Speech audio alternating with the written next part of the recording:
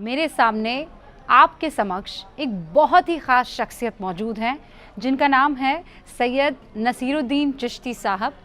हज़रत अजमेर शरीफ दरगाह के दीवान और सज्जादा नशी सैयद ज़ैनुल आबिदीन के बड़े बेटे हैं और उनके उत्तराधिकारी भी हैं। यानी जो अजमेर शरीफ दरगाह आप जानते हैं, जहाँ जाते हैं, अक़ीदे में आपने कई बार वहाँ पर माथा भी टेका होगा। उस पूरी दरगाह का रखरखाव, उसका मैनेजमेंट, जिसे कहते हैं होली हेड, वो इस वक्त ज़ैनुल आबिदीन साहब हैं और उनके बड़े बेटे यानी उनके उत्तराधिकारी इस वक्त हमारे साथ मौजूद हैं। हज़रत, आपका बहुत बहुत स्वागत है। और आज आपका यहाँ होना इसलिए भी ज़रूरी है क्योंकि वक्फ बोर्ड को लेकर जो बदलाव सरकार की तरफ से बिल के रूप में लाए गए हैं, जेपीसी में ज़रूर भेज दिए गए हैं, लेकिन किरण रिजिजू जो कि अल्पसंख्यक कार्य मंत्री हैं, उनसे मुलाकात होती है तमाम दरगाहों को एक साथ लाकर एक आवाज़ में उनकी परेशानियों को रखने का जो है वो जिक्र भी होता है। ऑल इंडिया सूफ़ी सज्जादा नशी काउंसिल, आज से पहले तक सब दरगाहें अलग अलग रहा करती थी, लेकिन लगभग 800 दरगाहों को एक छत के नीचे या एक प्लेटफॉर्म पर लाने का काम भी हज़रत ने किया है। और आज जो बातचीत हमारी होने वाली है वो सिर्फ राजनीतिक या पारंपरिक या इनके इर्द गिर्द नहीं रहने वाली है, बल्कि हम सूफिज़म पर बात करेंगे, हिंदुस्तान पर बात करेंगे, मुग़लों पर बात होगी, सूफ़ी संतों पर बात होगी। तो चलिए इस सिलसिले को शुरू करते हैं। बहुत बहुत आपका स्वागत है। बहुत बहुत शुक्रिया। सबसे पहला सवाल अभी जो जहन में आता है कि बहुत कम लोग हैं, ख़ासकर जो मुसलमान हैं या जो स्पिरिचुअल हेड्स हैं, वक्फ बोर्ड में बदलाव का जो स्वागत कर रहे हैं, आप उनमें से एक हैं। क्या वजह है? बिस्मिल्लाहिर्रहमानिर्रहीम। आपने मुझे बुलाया, बहुत बहुत शुक्रिया, और मुझे मौका दे रहे हैं इस प्लेटफॉर्म पे अपनी बात रखने का, क्योंकि ये बहुत बड़ा प्लेटफॉर्म है आपका और इसके ज़रिए मेरी बात ज़्यादा लोगों तक पहुँचेगी और ज़रूरी भी है, वक्त की ज़रूरत भी है। बेसिक वजह यह है कि इस देश के अंदर जितना भी औकाफ़ की प्रॉपर्टीज़ हैं, वफ़ की प्रॉपर्टीज़ हैं, उसमें सबसे बड़े स्टेक होल्डर अगर वफ़ के कोई हैं तो वो दरगाहें हैं। और दरगाहों पे मुतवल्ली और सज्जादा नशीन, कुछ दरगाहों पे मुतवल्ली सज्जादा नशीन हेरिडिटरी पोस्टें, दोनों पोस्टें हेरिडिटरी हैं, वंशानुगत हैं, और कुछ दरगाहों पे से सज्जादा नशीन हेरिडिटरी हैं। और सज्जादा नशीन जो होता है वो दरगाहों का लीगल रिप्रेजेंटेटिव होता है। और मुतवल्ली मैनेजर। लेकिन कुछ दरगाहें ऐसी हैं जो कस्टम सिस्टम चला रहा है, कस्टम एंड ट्रेडिशन के, वहाँ पर मुतवल्ली और सज्जादा नशीन दोनों एक ही व्यक्ति होते हैं। तो दरगाहों की हम लोगों ने इसलिए इसका वेलकम किया कि हम पहले भी कई मेमोरेंडम सरकार को दे चुके हैं कि वक्फ एक्ट में अमेंडमेंट किया जाए। स्पेशली दो बातें इसके अंदर, ये तो इन जनरल मुसलमानों के मामलात को लेकर के, एक स्पेशली दरगाहों को लेकर के, दरगाहों के बारे में मौजूदा वक्फ एक्ट जो अब तक चला आ रहा है 1995 का भी, और 2013 में जो अमेंडमेंट हुआ, वो दरगाहों के कल्चर, उनके जो सेरेमनीज़ हैं, रिचुअल्स हैं, उसके बारे में बिल्कुल साइलेंट हैं। इस वक्फ बोर्ड ने दरगाहों के निज़ाम को धर्म भरम कर दिया और इतना लिटिगेशन में सज्जादा नशीन जो स्पिरिचुअल लीडर होता है, जिसका काम है मुल्क में अमन व अमान के लिए काम करना, to spread the message of peace, communal harmony, brotherhood के लिए काम करना, लेकिन इतनी लिटिगेशन में उलझा दिया कि हर दूसरा सज्जादा नशीन आपको कोर्ट के भी नहीं, खासतौर से वक्फ ट्रिब्यूनल के चक्कर काटता हुआ मिलेगा। आप कह रहे हैं कि दरगाहों को ये लोग रिकग्नाइज ही नहीं करते हैं? वक्फ बोर्ड दरगाहों को रिकग्नाइज करते हैं, उसके कस्टम ट्रेडिशन को रिकग्नाइज नहीं करते। कस्टम ट्रेडिशन मतलब फूल चढ़ाना, चादर चढ़ाना, अगरबत्ती जलाना, बसंत हमारे यहाँ मनाते हैं, कवाली हमारे यहाँ होती है, ये सैफरन कलर मैंने पहन रखा है, कुछ भी मेंशन नहीं है। तो और दरगाहें सबसे बड़ी स्टेक होल्डर है वक्फ की। तो हमने, कितनी ज़मीनें होंगी दरगाहों की?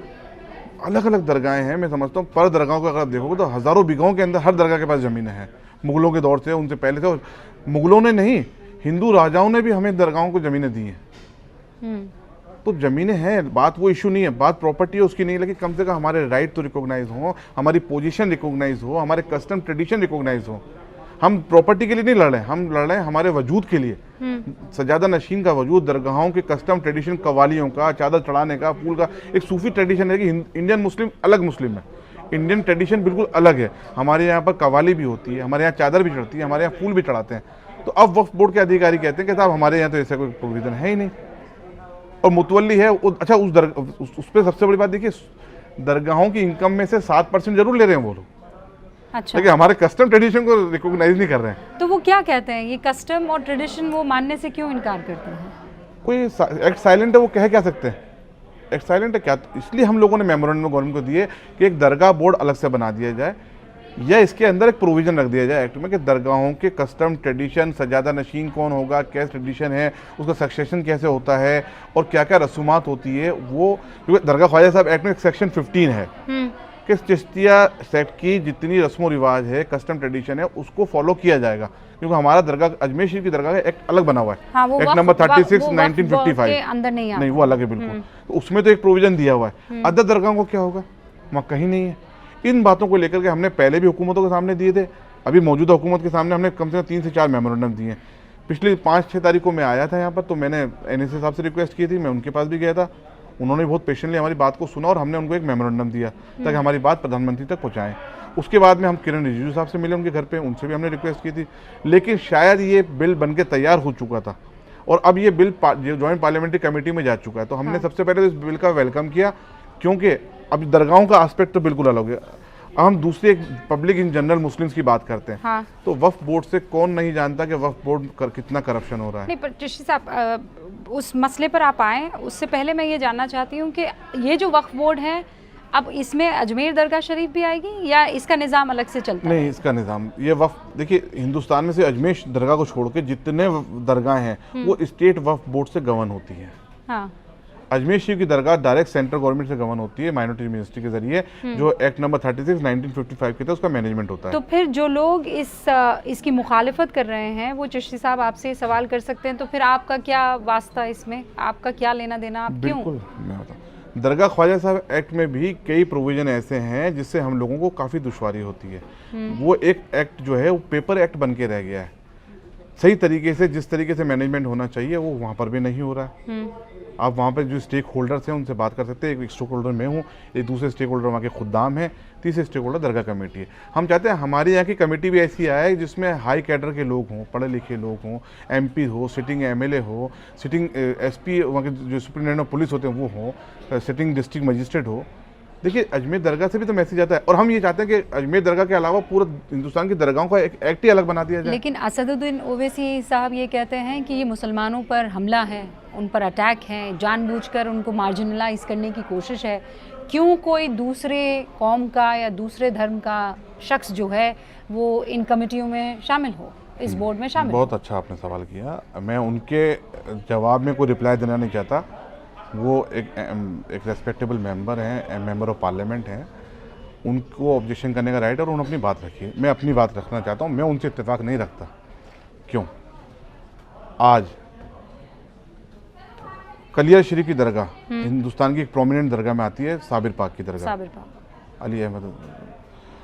उनकी दरगाह का मैनेजमेंट कौन संभाल रहा है? मुतवल्ली कौन है आज की तारीख में? जो एज ए रिसीवर में बैठा हुआ है, वहाँ के शायद डिस्ट्रिक्ट कलेक्टर या एडिशनल कलेक्टर ऐसे कुछ है वहाँ पर। ठीक है, अब अपन वुमेन्स की बात करते हैं। सबसे पहले तो स्मृति ईरानी जी ऑनरेबल मिनिस्टर थी, वो सेंट्रल वक्फ काउंसिल को लीड कर रही 1.5 साल से। सेंट्रल वक्फ काउंसिल भी तो एक नीचे वक्फ बोर्ड होता है स्टेट के अंदर, ये सेंट्रल वक्फ काउंसिल है, वो लीड कर रही है। क्या एतराज़ है? और हमारी काउंसिल की एक इंपॉर्टेंट दरगाह है निज़ामुद्दीन औरंगाबादी रहमतुल्लाह अलैह, जिनकी दरगाह औरंगाबाद में है। उनकी दरगाह की मुतवल्ली बेगम नैयर जहाँ हैं आज की तारीख में, जो सज्जादा नशीन की वाइफ हैं, वो मुतवल्ली है वहाँ पर। तो मुतवल्ली हो सकता है जब लेडीज़, तो मेंबर क्यों नहीं? पहला पॉइंट तो मैं उनका ये क्लियर, मैं इससे सहमत नहीं हूँ। दूसरा, आज जब कलियर में दरगाह में मैनेजमेंट मुतवल्ली की या रिसीवर के तौर पे तो कलेक्टर साहब देख रहे हैं, तो अगर मेंबर नॉन मुस्लिम बन जाता तो ये तो हमारे मुल्क का सेकुलर निज़ाम है, इसमें तो बहुत अच्छा वेलकम करना चाहिए। वो इंटरफेयर थोड़ी कर रहे हैं। अच्छा, अब MP साहब का उन्होंने प्रोविज़न रखा उसके अंदर कि सिटिंग MP होना चाहिए। अगर वो नॉन मुस्लिम हुए तो क्या करेंगे? अगर मान के चलिए फ़र्ज़ करें राजस्थान के अंदर कोई मुस्लिम MP है ही नहीं, तो MP तो लेना प्रोविज़न के अकॉर्डिंग, तो क्या वो कहेंगे? नहीं, MP जनप्रतिनिधि होता है। तो उनकी बात जो है, मैं उससे सहमत इत्तेफाक नहीं करता। मैं उनकी बात को काट नहीं रहा हूँ, उनकी बात उन्होंने अपनी जगह रखी होगी। मैं अपनी बात रखना चाह रहा हूँ कि लोगों को गुमराह नहीं होना चाहिए। ये आम मुसलमान से बिल्कुल भी नहीं जुड़ा, खास तौर से उन मुसलमानों से जुड़ा हुआ है जो अपनी प्रॉपर्टी को वक्फ कर देते हैं। लेकिन सरकार की नीयत को लेकर बार बार सवाल उठते हैं। सरकार की नीयत के लिए मैं आपके माध्यम से पूरे देश को मैसेज देना चाहता हूं कि अगर सरकार की नीयत खराब होती तो सरकार आगे होकर इनिशिएटिव नहीं लेती कि इस बिल को ज्वाइंट पार्लियामेंट्री कमेटी में भेजा गया। अब तमाम एमपी बैठेंगे, पार्टी के तमाम पार्टी के पॉलिटिकल पार्टी के लोग बैठेंगे, वो तय कर लें कि इसमें क्या गलत है क्या सही है। ये तो एक ट्रांसपेरेंसी लाने के लिए किया गया है।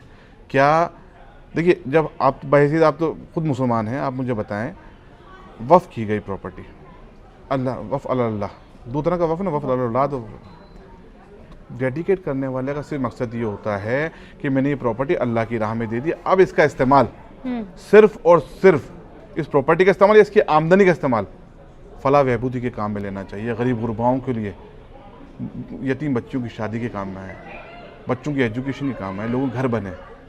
कौन सा एक हिंदुस्तान में सिंगल वक्फ बोर्ड मुझे बताएं आप जिसने ये स्कीम चला रखी हो कि वो साल में इतनी यतीम बच्चों की शादी कराएगा, इतनी बच्चों को पढ़ाई लिखाई कराएगा, एजुकेशन का इंतजाम करेगा, इतने गरीबों का घर बनाएगा। अरे वो अल्लाह का माल है, उसकी मखलूक में काम में लिया जाए। आप लोग क्या कर रहे हैं उसके लिए? पर मुखालिफत करने वाले ये कहते हैं कि ये काम तो फिर सरकार को करना होगा ना, भाई सरकार ही का एक नुमाइंदा होता है जो हेड होता है, तो ये प्रोसेस जो है ये तो सरकार को कर लेना चाहिए था। अब तक जो स्कूल कॉलेजेस हैं वो सरकार को बना देने चाहिए थे, क्यों नहीं बनाए? देखिए, पहले चीज़ तो आपने पॉइंट आउट किया कि सरकार का नुमाइंदा है, मतलब हम मानते हैं ना वक्फ बोर्ड भी एक तरह से सरकारी और ठीक है ऑटोनोमस बॉडी है, लेकिन सरकार का विंग तो है ना। हाँ बिल्कुल। अब इसको मजहब में मुदाखलत जो मान रहे हैं ना, वो कौम को गुमराह कर रहे हैं। देखिए, वक्फ मजहबी मामला, वक्फ की कंडीशन मजहबी मामला, लेकिन वक्फ की प्रॉपर्टी का देख रेख करना, ये तो एक एक्ट बनाया गया, संविधान के तहत बनाया गया ना 1954 में, और संविधान के तहत उसमें अमेंडमेंट किया गया 1995 में, और संविधान के तहत 2013 में किया, और संविधान के तहत ही आज किया जा रहा है।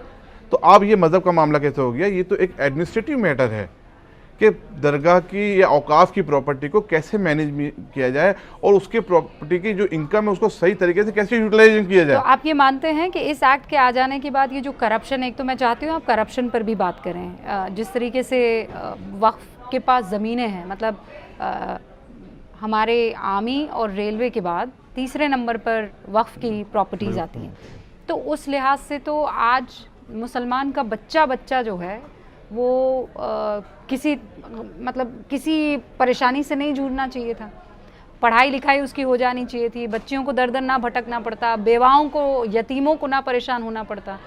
ऐसा क्यों है कि आज भी इतनी ज़मीनें होने के बावजूद हमें सरकार का मुंह देखना पड़ता है राशन पानी फ्री बिजली के लिए?